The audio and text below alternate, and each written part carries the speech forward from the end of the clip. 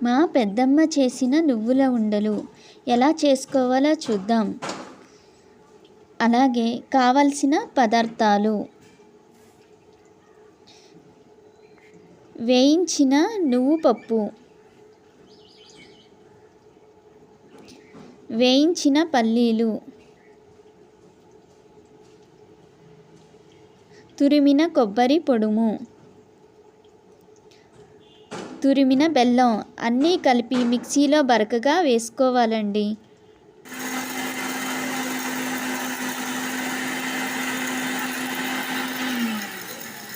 పొడిని బాగా కలుపుకోవాలండి. ఇవి ఆరోగ్యానికి చాలా మంచిదండి.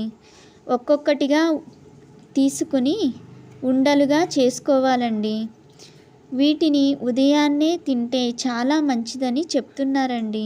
నేనైతే తిన్నాను, చాలా టేస్టీగా ఉన్నాయి. మరి మీరు కూడా ట్రై చేసి చూడండి. టేస్టీ నువ్వులు ఉండలు రెడీ. ఒక్కసారి ట్రై చేసి చూడండి.